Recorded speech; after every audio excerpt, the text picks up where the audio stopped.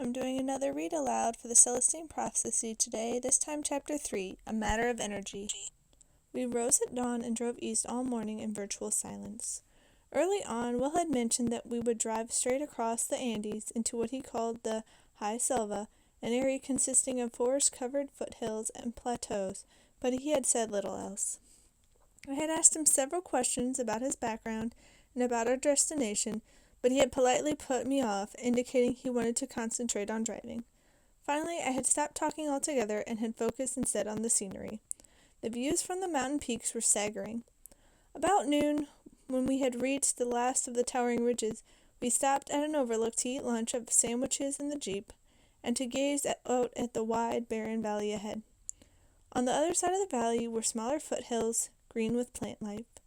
As we ate, Will said we would spend the night at Vicente Lodge, an old 19th century estate which formerly belonged to the Spanish Catholic Church. Vicente was now owned by a friend of his, he explained, and was operated as a resort specializing in business and scientific conferences.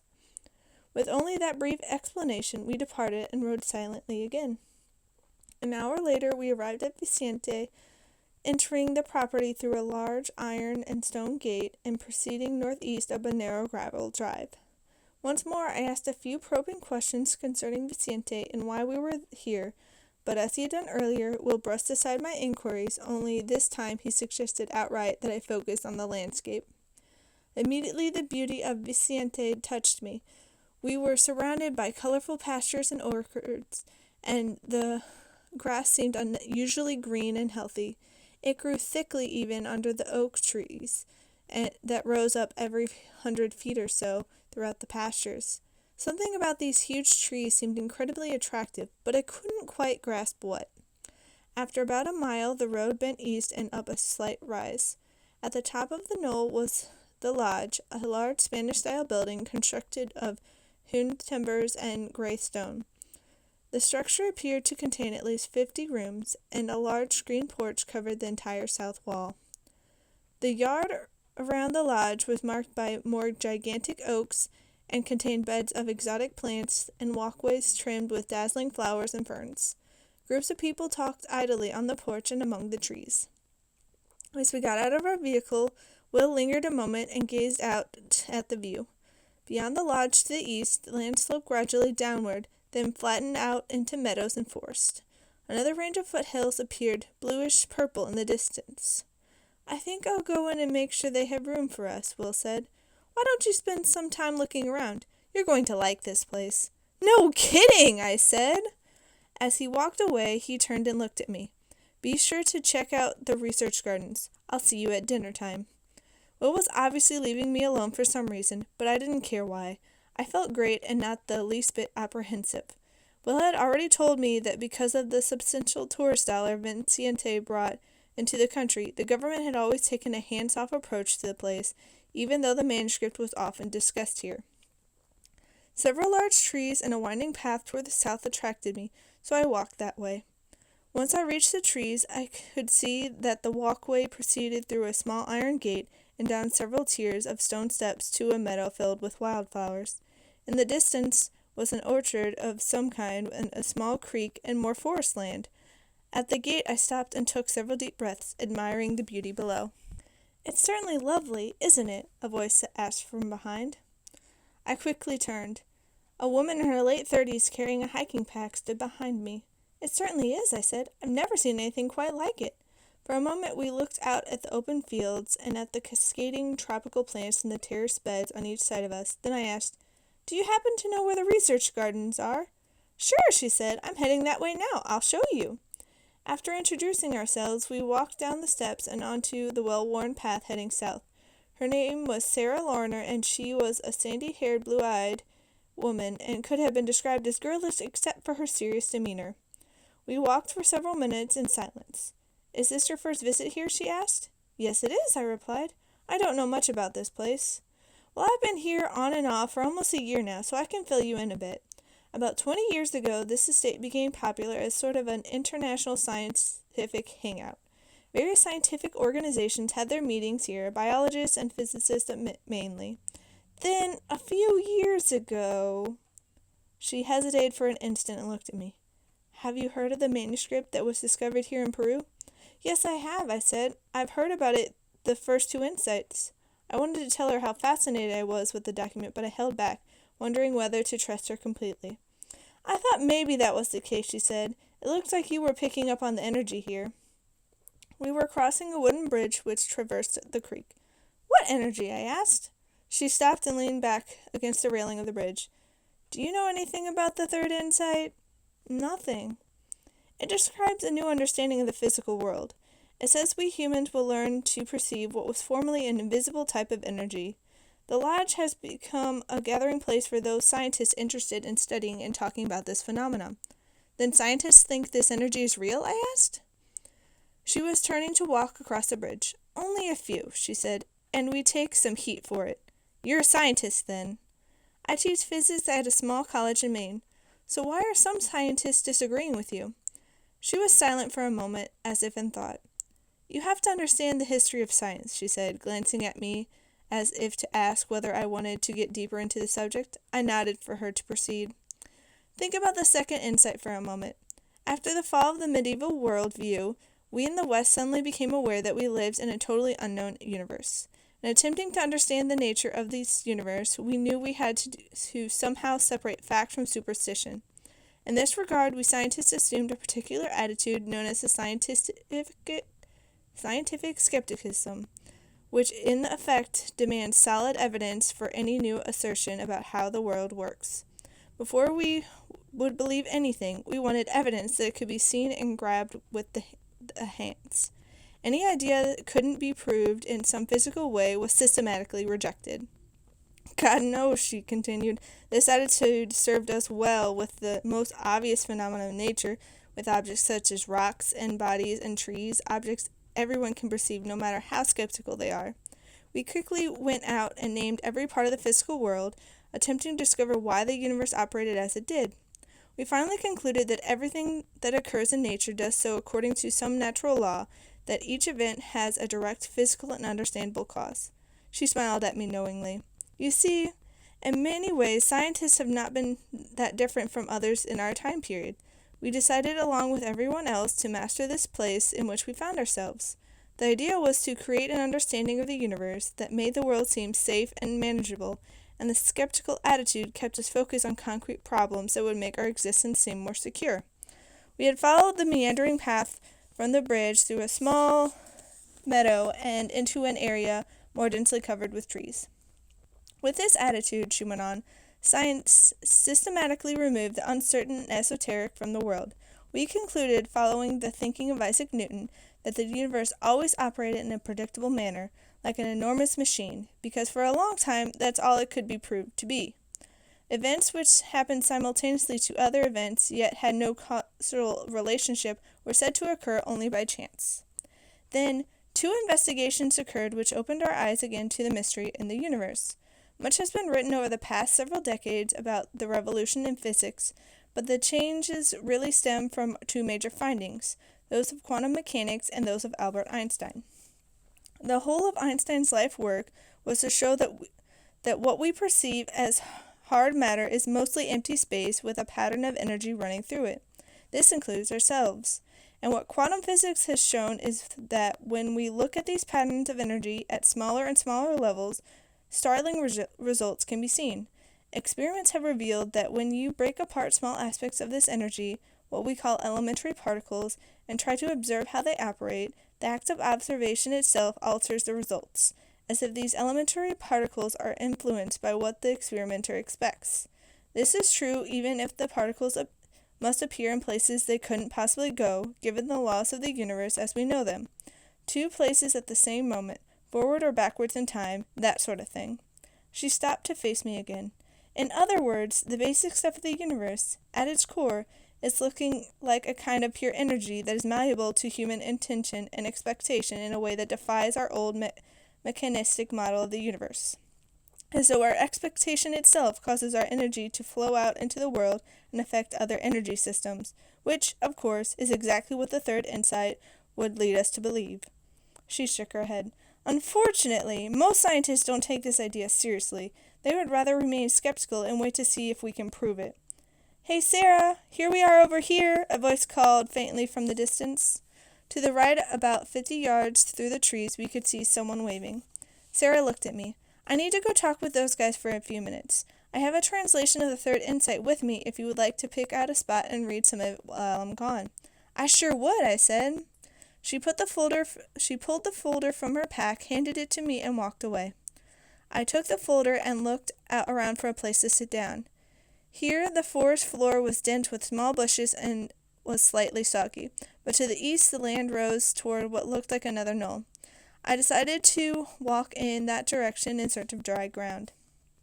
At the top of the rise I was awestruck. It was another spot of incredible beauty. The gnarled oaks were spaced about 50 feet apart, and their wide limbs grew completely together at the top, creating a canopy overhead.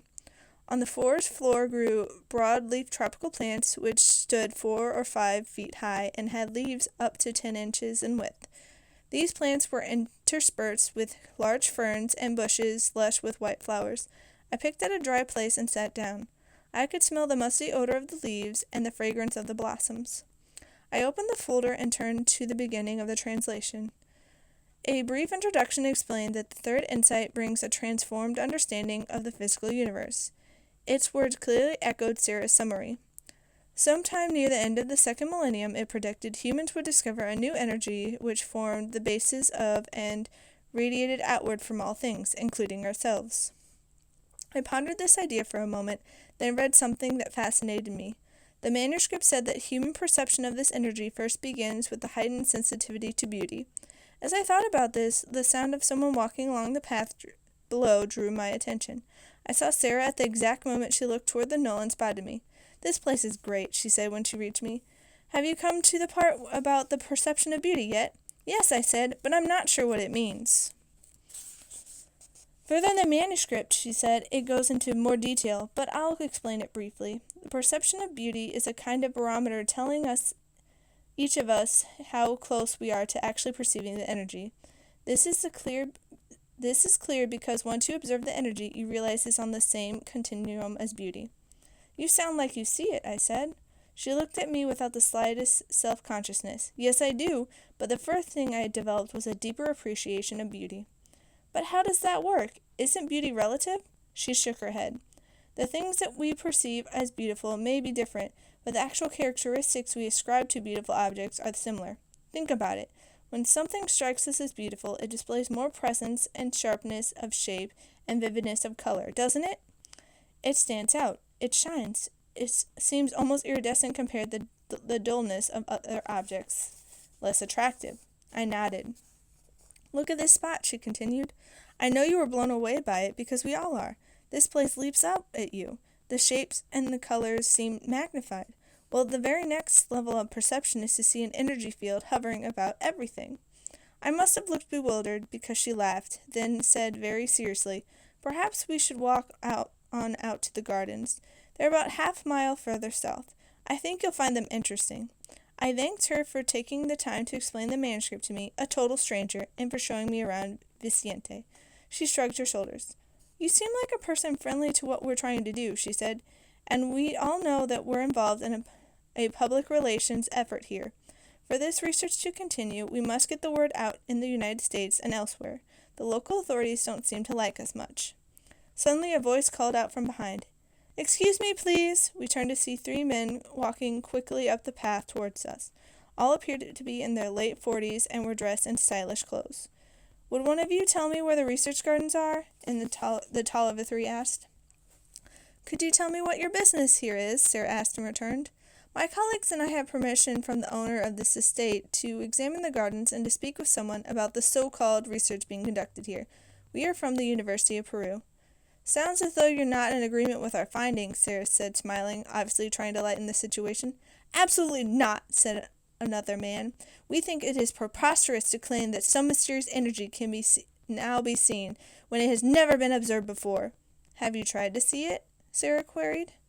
The man ignored the question asked again. "Can you direct us to the gardens?" "Of course," Sarah said. "About 100 yards ahead of you, you will see a path turning east.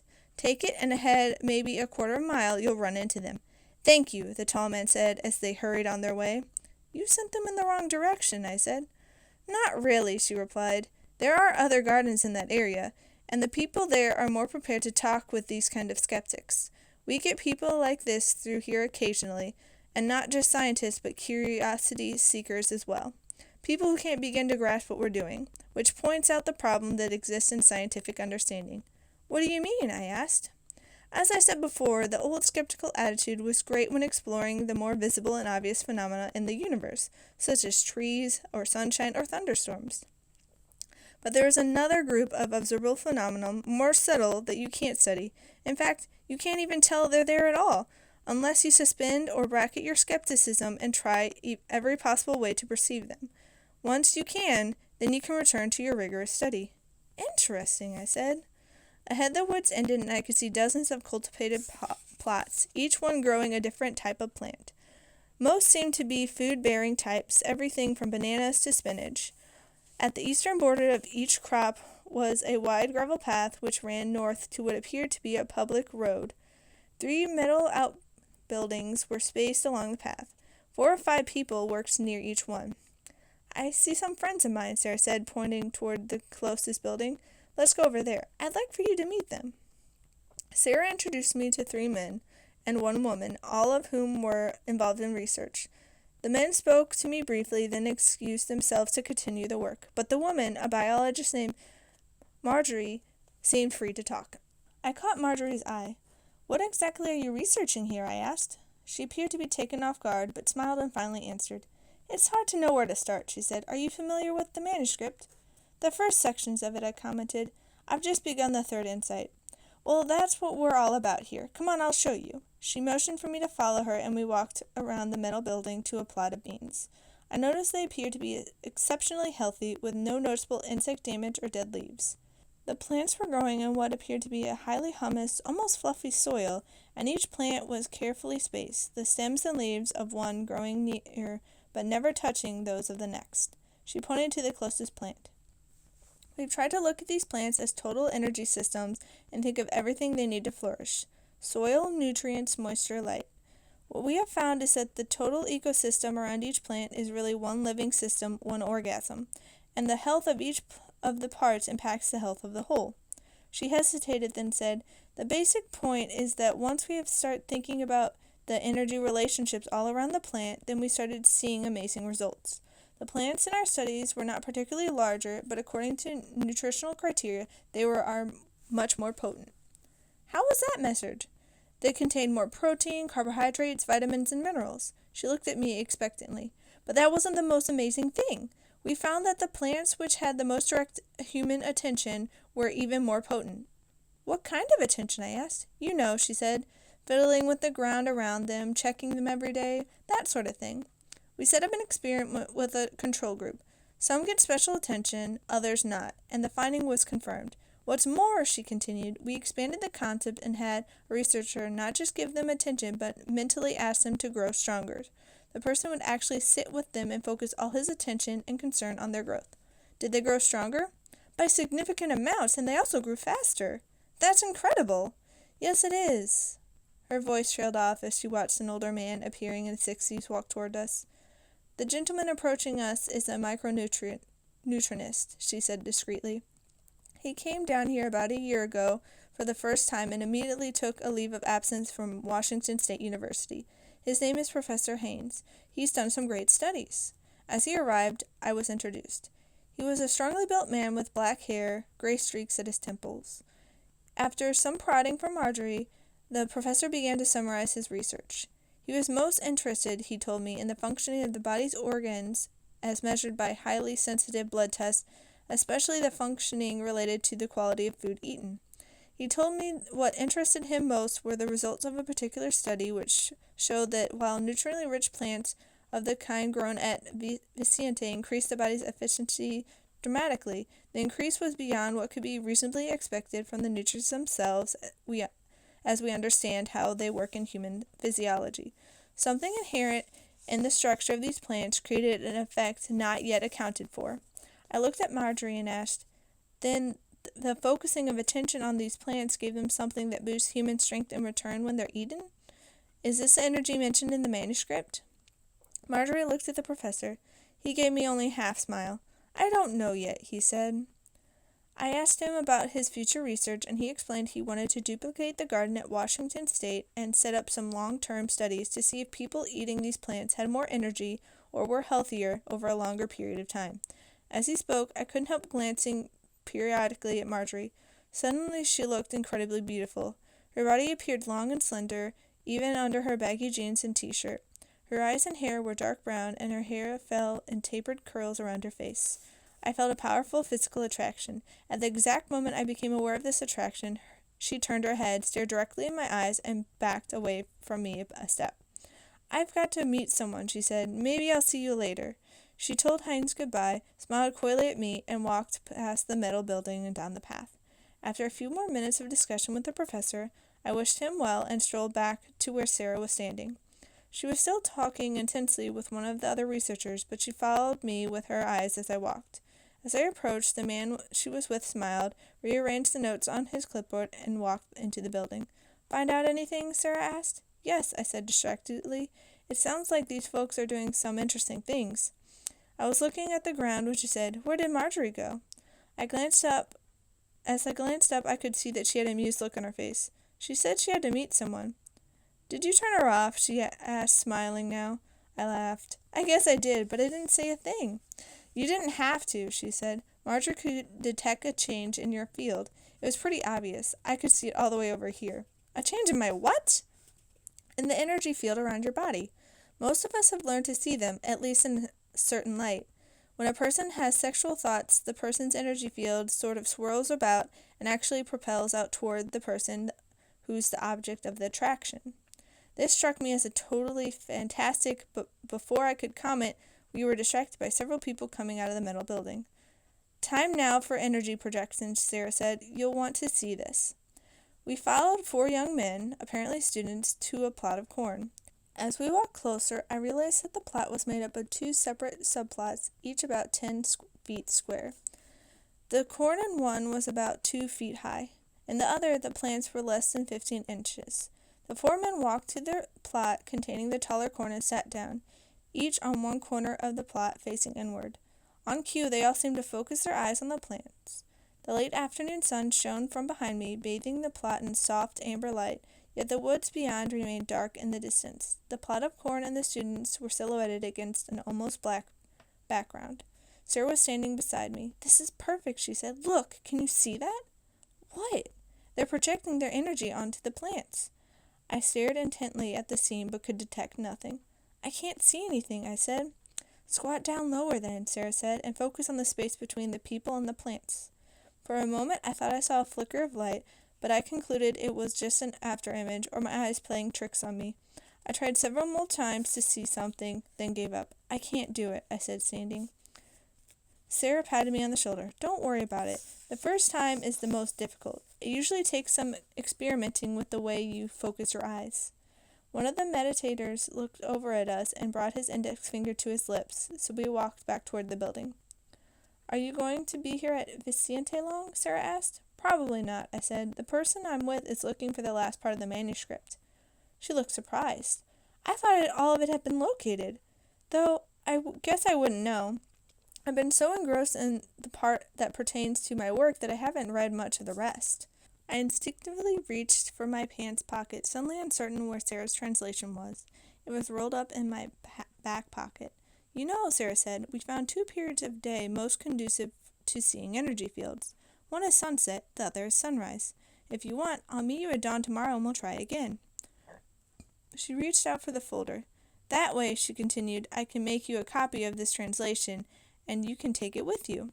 I pondered this suggestion for a few seconds, then decided it couldn't hurt. "Why not?" I said. "I'll have to check with my friend, though, and make sure we have enough time." I smiled at her. "What makes you think I can learn to see this stuff?" "Call it a hunch."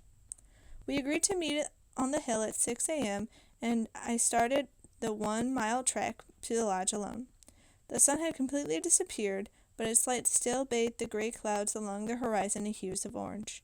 The air was chilly, but no wind blew. At the lodge, a line was forming in the front of the serving bar in a huge dining room. Feeling hungry, I walked toward the head of the line to see what food was being served. Will and Professor Haynes were standing near the front, talking casually. "Well," Will said, "how did the afternoon go?" Great, I said. This is William Haynes, Will added. Yes, I said, we met earlier. The professor nodded. I mentioned my early morning rendezvous the next day. Will saw no problem, as he wanted to find a couple of people he hadn't talked to yet, and didn't anticipate leaving before 9 a.m. The line moved forward then, and the people behind us invited me to join my friends. I stepped in beside the professor. So what do you make of what we're doing here? Haynes asked. I don't know, I said. I'm trying to let it soak in a little. The whole idea of energy fields is new to me. The reality of it is new to everyone, he said, but the interesting thing is that energy is what science has always been looking for, some common stuff underlying all matter. Since Einstein particularly, physics has sought a unified field theory. I don't know if this is it or not, but at the very least, this manuscript has stimulated some interesting research. What would it take for science to accept this idea? I asked. A way to measure it, he said. The existence of this energy is not that foreign, actually. Karate masters have talked about the underlying chi energy responsible for their seemingly impossible stunts of breaking bricks with their hands and of being able to sit in one place unmoved with 4 men trying to push them over. And as we've seen athletes make spectacular moves, twisting, turning, hanging in the air in ways that defy gravity, it's all the result of hidden energy that we have access to. Of course, it won't really be accepted until more people can actually see it themselves. Have you ever observed it? I asked. I've observed something, he said. It really depends on what I've eaten. How so? Well, the people around here who readily see the energy fields eat mostly vegetables, and they usually eat only the highly potent plants they've grown themselves. He pointed ahead at the food bar. This is some of it, though thank goodness they serve some fish and fowl for old guys like me who are addicted to meat. But if I force myself to eat differently, yes, I can see something. I asked him why he didn't change his diet for longer periods of time. I don't know, he said. Old habits die hard. The line moved forward, and I ordered only vegetables. The 3 of us joined a larger table of guests and talked casually for an hour. Then Will and I walked out to the Jeep to remove our gear. Have you seen this energy field? I asked. He smiled and nodded. My room is on the 1st floor, he said. Yours is on the 3rd. Room 306. You can pick your key up at the desk. The room had no phone, but a lodge attendant I saw in the hallway assured me someone would knock on my door at 5 a.m. sharp. I lay down and thought for a few minutes. The afternoon had been long and full, and I understood Will's silence. He wanted me to experience the 3rd insight in my own way. The next thing I knew, someone was banging on my door. I looked at my watch, 5 a.m. When the attendant knocked again, I said, "Thank you," in a loud enough voice for him to hear, then rose and looked at the small frame window. The only sign of morning was a pale glow of light toward the east. I walked down the hall and showered, then dressed quickly and went downstairs. The dining room was open, and a surprising number of people were moving about. I ate only fruit and hurried outside. Strands of fog drifted across the grounds and clung to the distant meadows. Songbirds called one another from the trees. As I walked away from the lodge, the very top of the sun breached the horizon toward the east. The color was spectacular. The sky was a deep blue above the bright peach horizon. I arrived at the knoll 15 minutes early, so I sat down and leaned against the trunk of a large tree, fascinated by a web of gnarled branches growing out above my head. In a few minutes, I heard someone walking toward me along the path, and I looked that way, expecting to see Sarah. Instead, I saw someone I didn't know, a man in his mid-40s. He left the path and walked my way without noticing me. When he was within 10 feet of me, he saw me with a start, which made me flinch also. "Oh, hello," he said in a rich Brooklyn accent. He was dressed in jeans and hiking boots and looked exceptionally fit and athletic. His hair was curly and receding. I nodded. "Sorry about walking up on you so suddenly," he said. "No problem." He told me his name was Phil Stone, and I told him who I was and that I was waiting for a friend. "You must be doing some research here," I added. "Not really," he replied. "I worked for the University of Southern California. We're doing studies in another province on the rainforest depletion, but whenever I get the chance I drive over here and take a break. I like hanging out where the forests are so different." He looked around. "Do you realize some of the trees here are close to 500 years old? This is truly a virgin forest, a rare thing. Everything is in perfect balance, the larger trees filtering the sunlight, allowing a multitude of tropical plants to thrive underneath. The plant life in a rainforest is old too, but it grows differently. It's basically jungle. This is more like what an old forest looks like in a temperate zone, such as the United States. I've never seen anything like this there, I said. I know, he said. Only a few remain. Most of the ones I know of were sold by the government to lumber interests, and as though all they could see in the forest was this is board feet of lumber. Damn shame that anyone would mess with a place like this. Look at the energy. You can see the energy here? I asked. He looked at me closely as though deciding whether to elaborate. Yes, I can, he said finally. Well, I haven't been able to do so, I said. I tried yesterday when they were meditating with the plants at the garden. Oh, I couldn't see fields that large at first either, he said. I had to start by looking at my fingers. How do you mean? Let's move over there, he said, pointing to an area where the trees were parted slightly and the blue sky showed through overhead. I'll show you. When we arrived, he said, lean back and touch the tips of your index fingers together. Keep the blue sky in the background. Now separate the tips about an inch and look at the area directly between them. What do you see? Dust on the lens of my eye. Ignore that, he said. Take your eyes out of focus a little and move the tips closer than further apart. As he talked, I moved my fingers around, unsure what he meant by taking my eyes out of focus. I finally placed my gaze vaguely on the area between my fingers. Both fingertips were slightly blurry, and as this happened, I saw something like strands of smoke stretching between the tips. Good grief, I said, and explained what I saw. That's it, he said. Now just play with it a little while. I touched all 4 fingers together, then my palms and forearms. In each case, I continued to see streaks of energy between my body parts. I dropped my arms and looked at Phil. Oh, you want to see mine? He asked. He stood up and stepped back a few feet, positioning his head and torso so the sky would be directly behind him. I tried for a few minutes, but a noise behind us broke my concentration. I turned and saw Sarah. Phil stepped forward and grinned broadly. Is this the person you've been waiting for? As Sarah approached, she too was smiling. Hey, I know you, she said, pointing at Phil. They embraced warmly. Then Sarah looked at me and said, Sorry, I'm late. My mental alarm didn't go off for some reason. But now I guess I know why. It gave you two a chance to talk. What have you been doing? He just learned how to see the fields between his fingers, Phil said. Sarah looked at me. Last year, Phil and I were up here at this very spot learning to do the same thing. She glanced at Phil. Let's put our backs together. Maybe he could see the energy between us. They stood back to back in front of me. I suggested they move closer, and they stepped toward me until the space between us was about 4 feet. They were silhouetted against the sky, which was a dark blue in that direction. To my surprise, the space between them looked lighter. It was a yellow or yellowish pink. He sees it, Phil said, reading my expression. Sarah turned and grabbed Phil by the arm, and they slowly stepped away from me so their bodies were perhaps 10 feet away. Surrounding their upper torsos was a whitest pink field of energy. Okay, Sarah said, seriously. She walked over and crouched down beside me. Now look at the scene here, the beauty. I was immediately awed by the shapes and forms around me. I seemed to be able to focus on each of the massive oaks in a totally new way, not merely on one part, but on the whole form at once. I was immediately struck by the unique shape and configuration of limbs each displayed. I looked from one to the other, turning all around. Doing this somehow increased the feeling of presence each oak exuded to me, as though I was seeing them for the first time, or at least fully appreciating them for the first time. Suddenly, the tropical foliage underneath the huge trees attracted my attention. I again looked at the unique form of each plant exhibited. I also noticed the way each type of plant grew together with others of its own kind in what struck me as little communities. For instance, the tall banana tree type plants were often encircled by small philodendrons, who themselves were poised among even smaller fern-like plants. When I looked at these many environments, I was again struck by their uniqueness of outline and presence. Less than 10 feet away, a particular foliage plant caught my eye.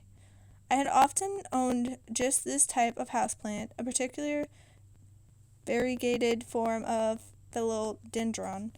Dark green, its foliage branched out about 4 feet in diameter. The shape of this plant seemed perfectly healthy and vibrant. Yeah, focus on that one, but loosely, Sarah said. As I did so, I played with the focus of my eyes. At one point, I tried to focus on the space 6 inches to one side of each physical part of the plant. Gradually, I began to pick up glimpses of light. Then, the single adjustment of my focus, I could see a bubble of white light encircling the plant. "I'm seeing something now," I said. "Look around some," Sarah said. I stepped back in shock. Around each plant within my vision was a field of whitish light, visible yet totally transparent, so that none of the plant's color or form was obscured. I realized that what I was seeing was an extension of each plant's unique beauty. It was as though first I had seen the plants, then I had seen their uniqueness and presence, and then something had amplified in the pure beauty of their physical expression, at which time I had seen the energy fields. "See if you can see this," Sarah said. She sat down in front of me and faced the philodendron. A plume of whitish light encircled her body, erupted outward, and engulfed the philodendron. The diameter of the plant's energy field, in turn, broadened by several feet. "Damn!" I exclaimed, which provoked laughter between the two friends. Soon as I was laughing myself, conscious of the peculiarity of what was happening, but feeling absolutely no uneasiness at seeing, quite readily, phenomena I had totally doubted minutes earlier. I realized that the perception of fields, rather than evoking a surrealistic sensation, actually made the things about me seem more solid and real than before. Yet at the same time, everything around me seemed different. The only reference I had for the experience was perhaps a movie which enhanced the color of a forest in order to make it seem mystical or enchanted. The plants, the leaves, the sky now all stood out with a presence and a slight shimmer that suggested life there, and perhaps consciousness, beyond our ordinary assumption. After seeing this, there would be no way to take the forest for granted again. I looked at Phil. "Sit down and put your energy on the philodendron," I said. "I'd like to compare." Phil appeared perplexed. "I can't do it," he said. "I don't know why." I looked at Sarah. "Some people can and some people can't," she said. "We haven't figured it out. Marjorie has to screen her graduate students to see who can do it. A couple of psychologists are trying to correlate the ability with personality characteristics, but so far no one knows." "Let me try," I said. "Okay, go ahead," Sarah replied. I sat down again and faced the plant. Sarah and Phil stood at right angles to me. "Okay, so how do I begin?" "Just focus your attention on the plant, as though to inflate it with your energy," Sarah said. I looked at the plant and imagined energy swelling up inside. Then after a few minutes, I looked over at the two. "Sorry," Sarah said wryly. "You're obviously not one of the chosen few." I shot a mock frown at Phil. Angry voices from the path below interrupted our conversation. Through the trees we could see a group of men passing, talking harshly amongst themselves. "Who are those people?" Phil asked, looking at Sarah. "I don't know," she said. "More folks upset with what we're doing, I guess." I looked back at the forest around us. Everything appeared ordinary again. "Hey, I can't see the energy fields anymore." "Some things bring you right down, don't they?" Sarah remarked. Phil smiled and patted my shoulder. "You can do it again any time now. It's just like riding a bicycle. All you have to do is see the beauty and then extend from there." I suddenly remembered to check the time. The sun was much higher in the sky, and a light mid-morning breeze swayed in the trees. My watch showed 7:50 a.m. "I guess I had better head back," I said. Sarah and Phil joined me. As we walked, I looked back at the wooded hillside. "That's one beautiful place," I said. "Too bad there aren't any more places like this in the States."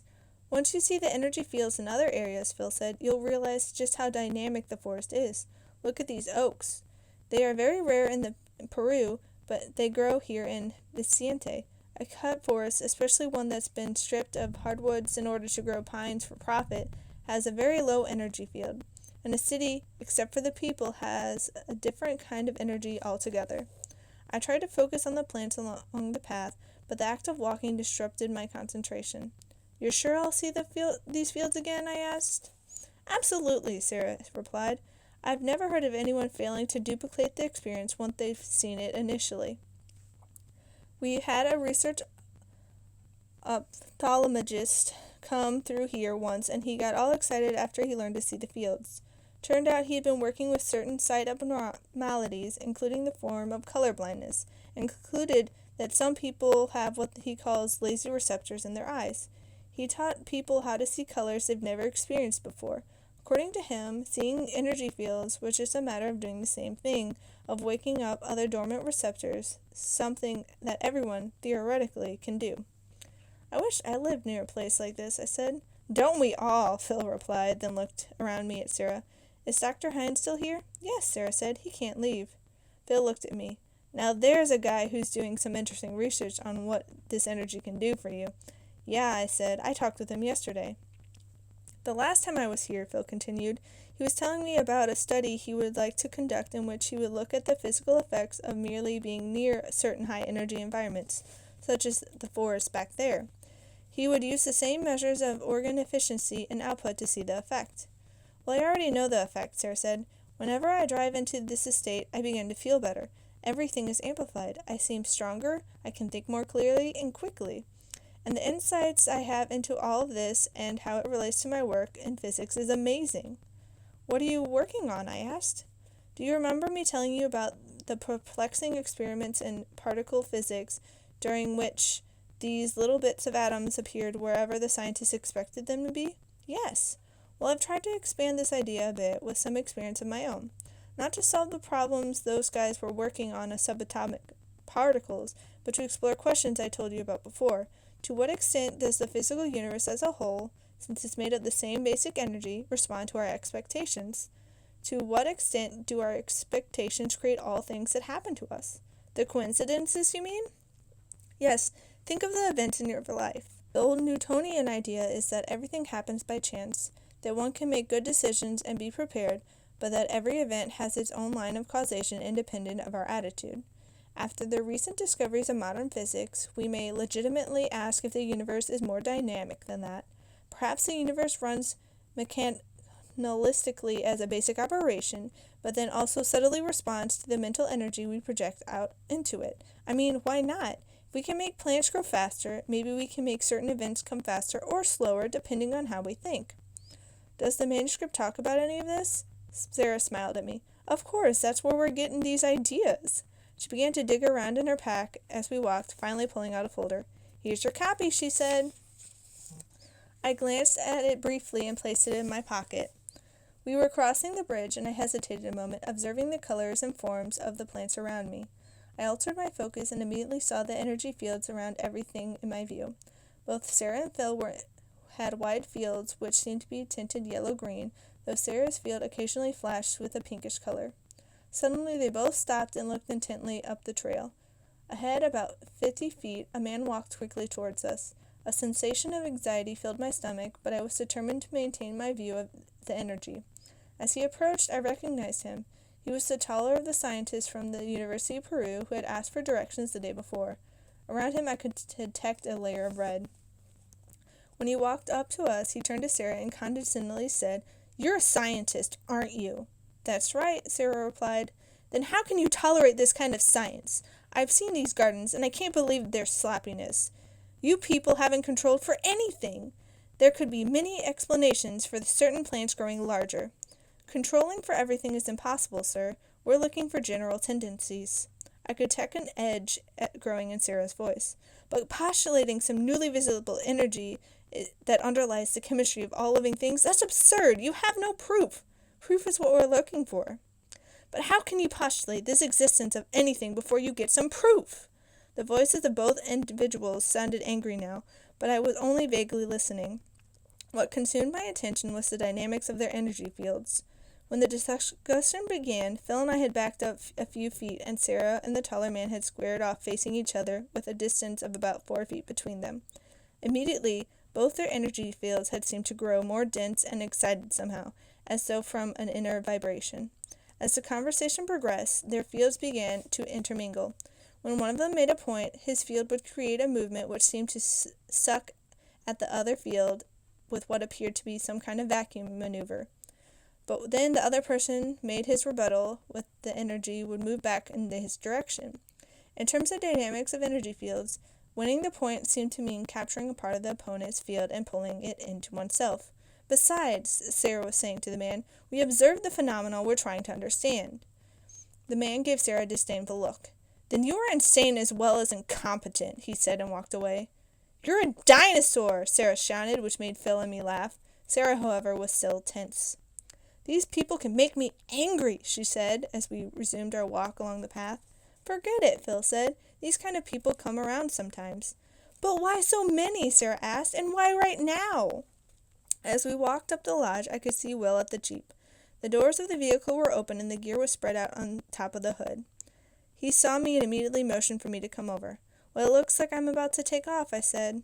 My comment broke a 10-minute silence, which had begun when I had tried to explain what I had seen happen with Sarah's energy during the argument. Evidently, I had not put it very well, because my comments had provoked only blank stares, and had cast us all into a long period of self-absorption. "It's been nice meeting you," Sarah said, offering her hand. Phil was looking toward the Jeep. "Is that Will James?" he asked. "Is he the guy you're traveling with?" "Yes, why?" I asked. "I just wondered. I've seen him around. He knows the owner of this place and was one of the early group that first encouraged the research of energy fields here." "Come on up and meet him," I said. "No, I have to go," he said. "I'll see you around here later on. I know you won't be able to stay away." "No doubt," I said. Sarah interjected that she needed to go and that I could contact her through the lodge.